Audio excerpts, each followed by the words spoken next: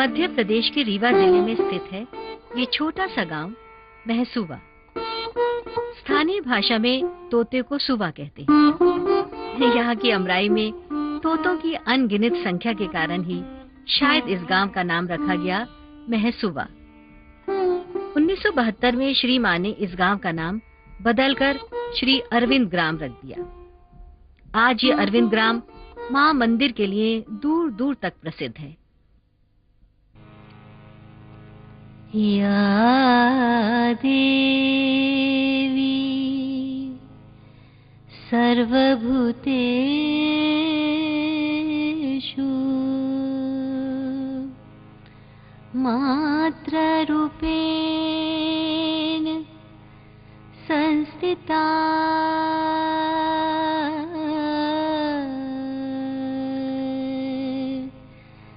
नमस्तस्यै नमस्तस्यै नमस्तस्यै नमो नमः। या देवी सर्वभूतेषु शक्तिरूपेण संस्थिता नमस्तस्यै नमस्तस्यै नमस्तस्यै नमो नमः। श्री अरविंद और श्री माताजी पांडिचेरी 40 वर्ष तक अपनी कठिन साधना में जिस दिव्य शक्ति को इस धरती पर अवतरण कराया, उसकी एक चिंगारी इस गांव में गिरी, ऐसा मैं मानता हूं। 1960 और 70 के दशक के बीच बहुत यहाँ अभूतपूर्व घटनाएं घटी। मुझे ऐसा लगता है कि यहाँ दो प्रकार की क्रांतियां आपस में संगमित हुई हैं।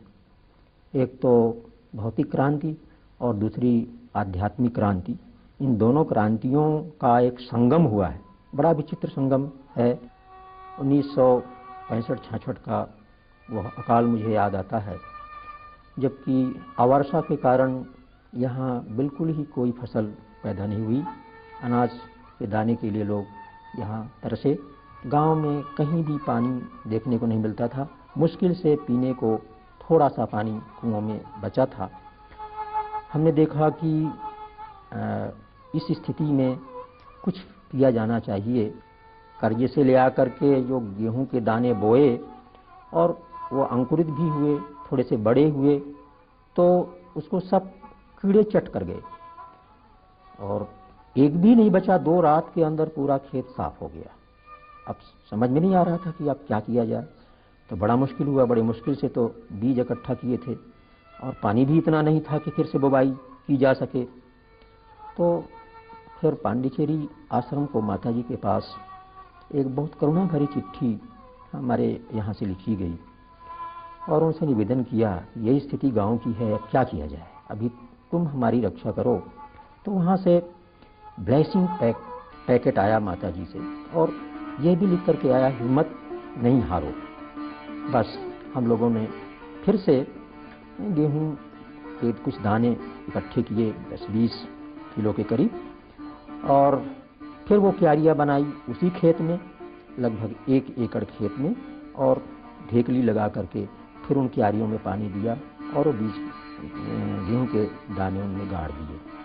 फिर गेहूं उनमें उगा, लेकिन अब की बार कीड़ों ने हमला नहीं किया और वो धीरे धीरे पौधे इतने सुंदर बढ़े और फसल इतनी सुंदर तैयार हो गई कि तमाम चारों तरफ ये खेत शोहरत का केंद्र बन गया।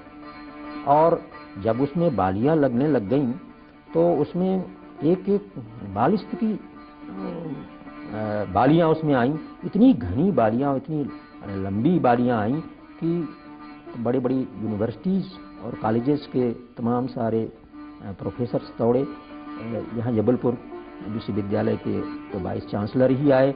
रीवा एग्रीकल्चर कॉलेज के तमाम प्रोफेसरों की भीड़ लग गई ये देखने के लिए कि भाई यहाँ तो एक अद्भुत चमत्कार हुआ। जब सारे प्रदेश में सूखा है और एक भी कहीं खेत में गेहूं का पौधा नहीं है, इस खेत में इतनी बम्पर क्रॉप कैसे हो रही है।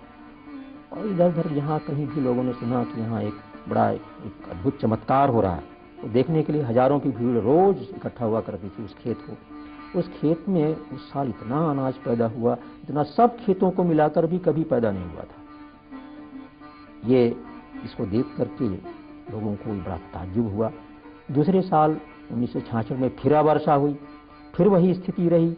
तो गांव वालों ने इसी अनाज को सब लोगों ने अपने अपने खेतों में बोने के लिए लिया और अपने अपने खेत उन्होंने भी उसी प्रकार से गहरे किए। तमाम सब बल से उसको गहरा किया, तोड़ा, पानी निकाला और उसी प्रकार क्यारियों में गेहूं के अनाज उन्हें बो दिए। उन सबके खेत में भी इसी प्रकार से अनाज पैदा हुआ और इस प्रकार 1965 और 66 के इस अकाल में महासुबा ये हरित क्रांति का एक केंद्र बन गया और पूरा गांव जो है अनाज से भर गया। सब लोग खुशहाली में हो गए, जबकि आसपास के तमाम सारे गांव में पूरा अकाल और दुर्भिक्ष था। बीच में ही इसी दशक में 1960 और 70 के बीच में ही यहाँ एक आंतरिक क्रांति भी हुई। हुआ ये कि जहाँ आज ये माँ मंदिर बना हुआ है, इस स्थान पर एक छोटा सा स्कूल था, प्राइमरी स्कूल। एक दिन एकाएक यहाँ आग लग गई। लोगों ने समझा कि ये जैसे आग लग जाती है साधारण, ऐसे लगी है। सारे गांव के लोग दौड़े अपनी बाल्टियां लेकर के और पानी के सब रस्सियां लेकर के और आग को बुझा दिया। शाम का वक्त था, लगभग 5 बजे होंगे, 6 बजे के बीच। ज्यों ही यहाँ की आग बुझी स्कूल की, त्यों ही पास में हमारा घर है, तो हमारे घर में आग लग गई। अब जो लोग उसको बुझाने की कोशिश करने लग गए तो घर के सामने जो मवेशियों के मकान थे उनमें आग लग गई। उधर लोग दौड़े चिल्लाते हुए, ये क्या सब तमाशा क्या हो रहा है। कुछ लोगों को कुछ भय सा लगा, ये सब क्या हो रहा है। उसको बुझाने लग गए तो तीसरी तरफ आग लग गई। तो इस प्रकार से 2-3 जगह आग लगी, भयंकर आग लग गई और हजारों लोग तब तक इकट्ठा हो गए और ऐसा प्रतीत होने लग गया कि शायद कोई ये प्रेतक कोई चीज हो रही है यहाँ और ये सामान्य चीज आग नहीं लग रही है, बल्कि कोई शक्ति, इस प्रकार की आश्रित शक्ति यहाँ हमला कर रही है। तो 5 फरवरी से लेकर के 13 फरवरी तक 8 दिन लगातार यहाँ आग की लपटें यहाँ से वहाँ, वहाँ से वहाँ, लगभग 100 बार आग मकान में लगी होगी। लेकिन